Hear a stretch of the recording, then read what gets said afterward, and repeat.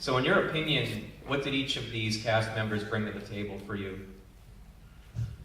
Well, I mean, I'd say that first I'd like to say that I really feel like I was blessed in that way, and there were certain, as I was with having a really great crew, and we had difficulties and challenges as we were making the film, but fortunately, really none of them were around the camera, you know, they really weren't, as Bill would like to point out to me on occasion, but one of the things that I'd say about the cast, what they brought to it, you know, I mean, listen, Gerard Depardieu was unavailable.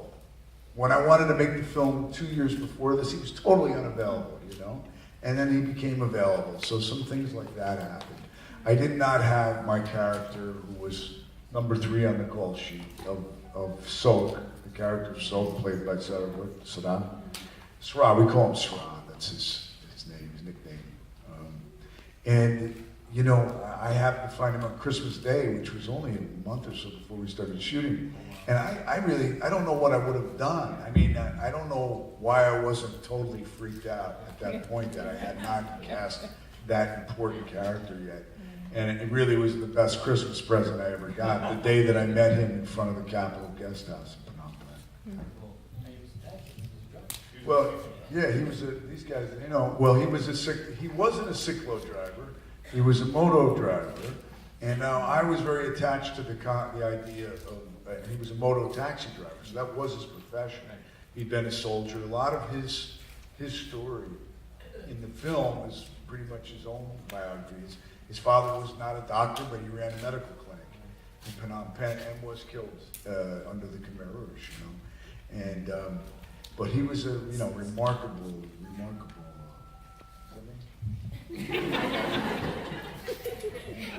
Yeah, speaking of Straw, I actually met him on my first trip to Cambodia, and he gave me an unofficial City of Ghosts tour of Phnom Penh. So we got to see the Belleville, the Laughing Lotus, a lot of your locations. So I'd like to open it up to your crew to talk about, you got some great locations in like Bokor Mountain. Can you talk about working in some of these places? And I imagine there are a lot of difficulties and maybe a few crazy stories. Well, yeah, let's pass that over to these guys. They had to deal with a lot of the logistics, so.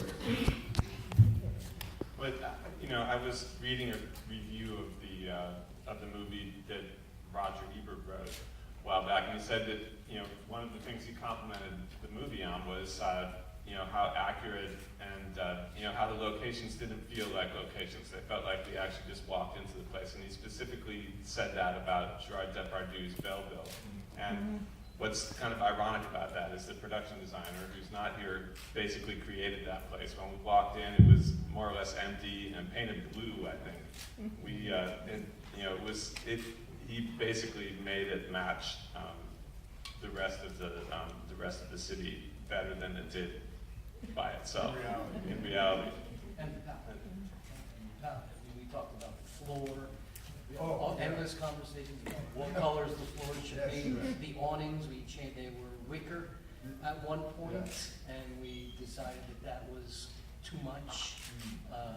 And we went back. Yeah, that was the one designed area that we had. Everything else, we shot as it was, pretty much. Well, we did a lot of that. I mean, the thing that was interesting about it was that how things evolved organically as we were making, you know, as this film was, you know, coming along. But one of the things that had my production talent, we have an incredibly talented production designer. I was very lucky, and I wish he was here, David Brisbane. But and I had worked with him before. He did Drugstore Cowboy, so that's my relationship with him went back that far. But he was Matt. I don't know. We're in Cambodia. We don't know what it's going to be like. It might take 6 weeks to put that floor in because we were going to retile the whole floor. So we just don't know what we're dealing with here. And since we need to select what floor pattern you're going to want, because I wanted the old encaustic cement tile. I said, okay, don't worry about it. I think, yeah, let's do that today. And we were rehearsing. It was literally the three of us, because I didn't have the luxury of having the actors there, but we would sort of, you know, work out what the blocking was going to be. Bill was great at keeping a shot list for me. And we just worked out what the basic blocking was going to be. And as we were doing that, the demolition crew came in. And these guys with pickaxes, and they tore that floor up in about a half an hour. And it was interesting because that was, the men did that. These guys, they tore it up, the women cleared away the debris, and they laid down that tile within 2 days. I was like, that could never happen. I don't think that would ever happen. That was a big room, and that was done in 2 And it days. was largely because of that last shot. And it was largely because of the last shot that we had planned with Stellan on the floor. And that was a really important moment for Matt. So thinking about how that shot would look, and we were all down on our hands and knees, you know, we got to get more wider. We want to see the ceilings. We want to see the fans. So how high the paint of the maroon should go, largely all based upon that moment and what the floor would look like in that moment when he was down on the ground as well, was something. I mean, Matt wanted to think about and did think about every particular item that he could beforehand. And I mean, we were there for 5 months. You know, we spent a lot of time really planning and plotting and thinking and talking and arguing and you know, rediscussing and examining and re-examining. It was a workout. It was a 24/7 job, and largely because of the environment and the expectation from Matt. Matt had very high expectations, and we had to rise to that challenge every day. And I think that, you know, as we went around Phnom Penh, we would, you know, Matt would see things and we'd say, this is the perfect spot for something, we don't know what. And then the next thing we know, we'd figure out, which scene to put in, you know, to put into different spots. We'd see an awning, it's like, this is the awning that we should have at the Belleville. We really fed off of the environment, off of what was going on there, and, you know, and tried to distill it into the movie. I think that's, Yeah. yeah. Well, I mean, for example, one of the things like at the hotel, the Belleville, that Gerard Depardieu runs that bar, I like both of those. The building across kitty corner from the actual bar and the bar itself. And I wasn't sure whether the room would be upstairs. And then I said, but I really like that room I really like that building across the street. So let's have him, he's renting rooms across the street. And the interesting thing about that was there was always this reference, there was a character in there, it was some small character, some guy in the back in the bar, and his name was Malraux. That was his nickname. Remember Malraux, you know, Gerard we talked about.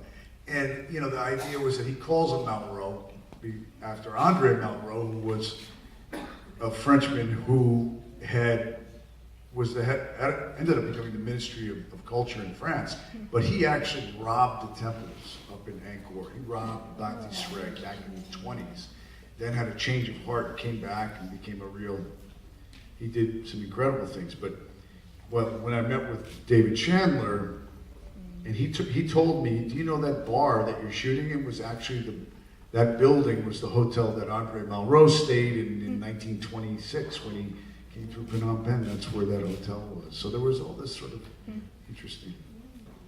That's really cool. Yeah. I'd like to talk about the soundtrack for a minute. So I've heard you've played a role in the selection of the music for the film.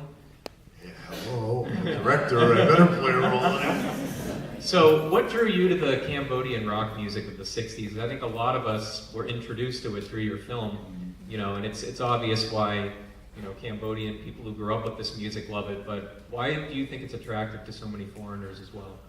Well, I've always loved music, and having gone on that first trip to Cambodia, the country really stayed with me.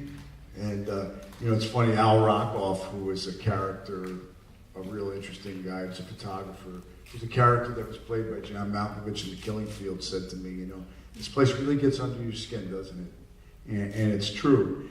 And then the music, I don't remember where I heard the Cambodian rock music. I might have bought it in a record store in the village, but there was a record called Cambodia Rocks. Okay, do you know this record? And I thought it was great, and I love the music,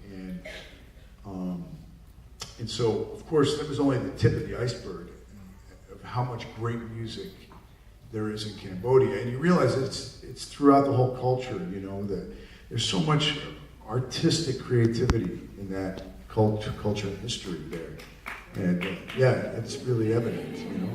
I'm glad that you picked up on it. I think you see it in every aspect of life, even the way the shop signs are painted, you know. And that's sad. That's something I'm afraid that's probably going away, that tradition. But it's such a beautiful thing, the way the hand-painted shop signs and stuff. But I was going to say, though, that really is just the tip of the iceberg of that great music. And, you know, a lot of that music is connected to the folklore. But if you really want to learn about that music, you'll be seeing John Perazzi's movie tomorrow night. Don't think I've forgotten. And you'll really get it. He's done a fantastic job of putting that together. And, you know, I didn't realize just how much of that music there was until, you know, seeing what John's been doing. I mean, I just knew the songs that I kind of knew from the film. Yeah. Let's open it up to the audience. If you have a question, please raise your hand.